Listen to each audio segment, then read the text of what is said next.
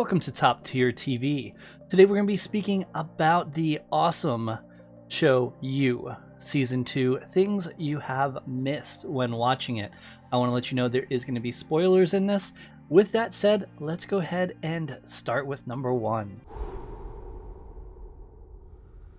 Number 1, one of the first things you see on Season 2 is a mural of books.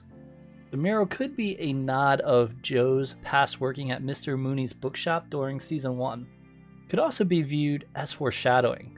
Shortly after this scene, Joe is offered a job as a bookseller at a high-end wellness store, Guinevere.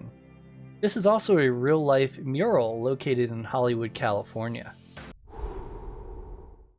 The wellness store is actually named Nirvana, spelled backwards. Guinevere seems like a random name for a store, but it's actually Nirvana spelled backwards.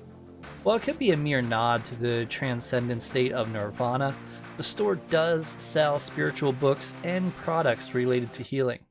It could also be a tie to the famous rock band with Kurt Cobain as its frontman.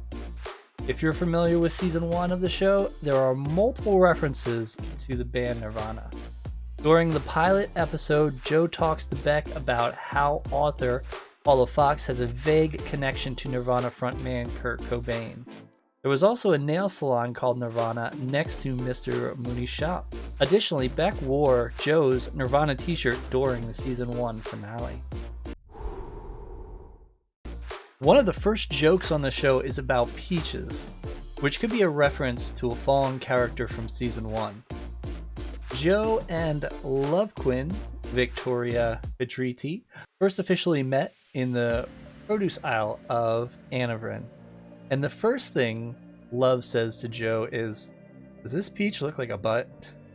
And although it seems like just some silly banter, it could be the show making a sly nod to Peach, Salinger, one of Joe's enemies and victims from Season 1.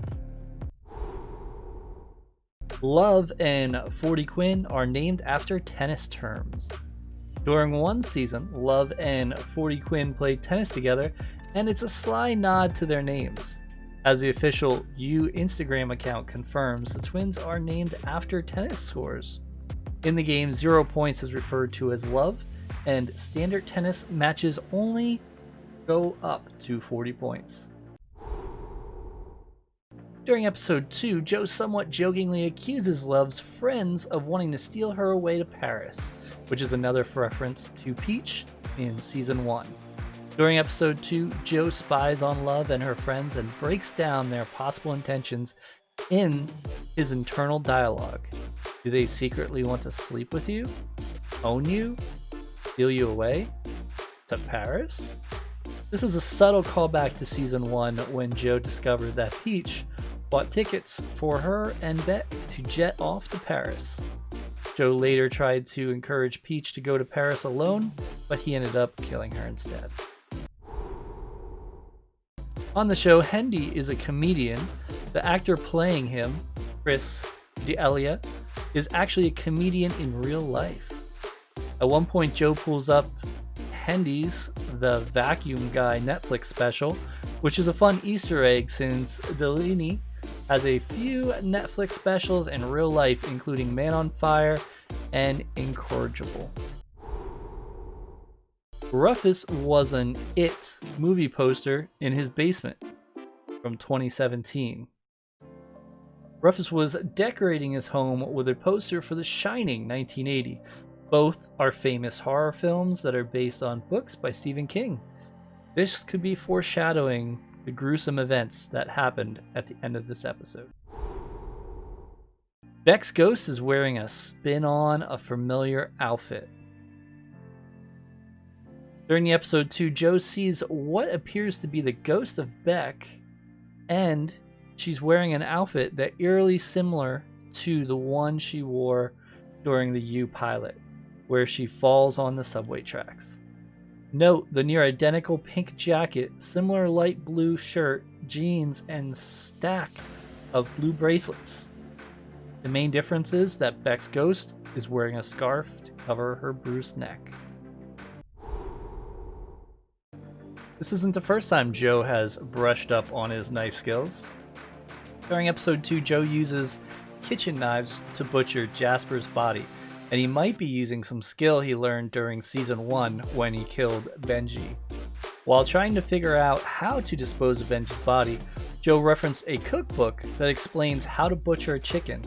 He actually ended up burning Benji's body, but he might have recalled some knife skills from the book during season 2. Episode 8 shows us a breakdown of everything that was in Beck's book.